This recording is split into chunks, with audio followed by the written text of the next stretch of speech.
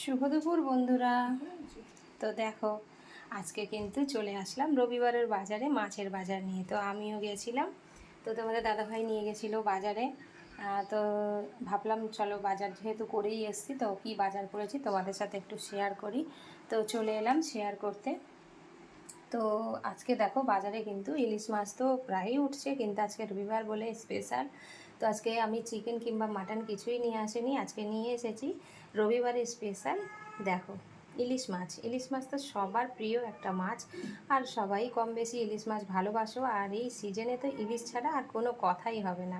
তাই আমিও চলে গেছি ইলিশের বাজারে, তো ইলিশ মাছ নিয়ে চলে এসেছি। দেখো ইলিশটা কিন্তু ভালোই বড়, খুব একটা ছোট না।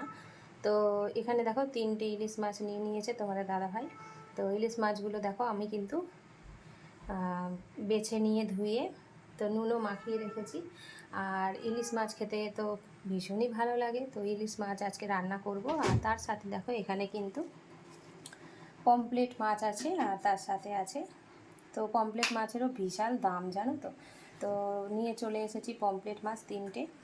আর এই দেখো পমফ্রেট মাছ, 3টে পমফ্রেট মাছ আমরা নিয়ে চলে এসেছি, যেহেতু আমরা 3জন, তাই 3টে পমফ্রেট মাছ। আর এই দেখো 3টে এই মাছ।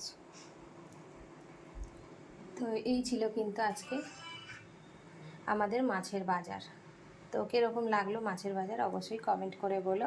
আর যদি ভালো লাগে তাহলে অবশ্যই একটা লাইক কমেন্ট করে দিও। তোমরা আজকে কি রান্না করছো সেটাও কমেন্ট করে জানিও।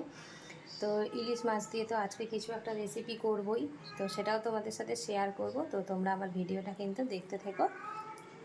তো চলো আবারও ফিরছি তোমাদের সাথে।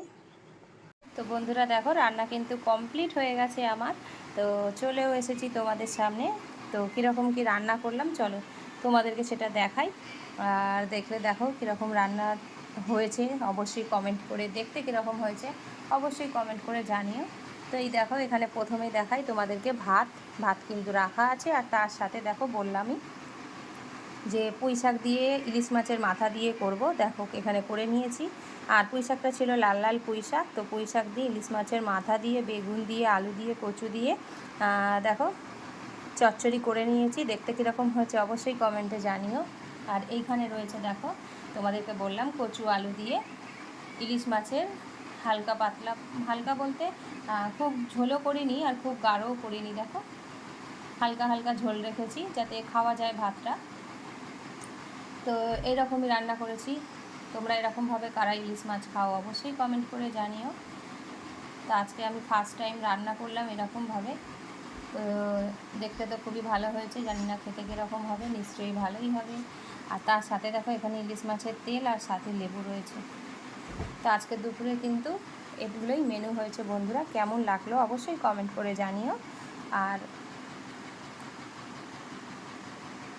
তোমরা সবাই ভিডিওটা দেখো, দেখে একটা সুন্দর করে কমেন্ট করে যেও।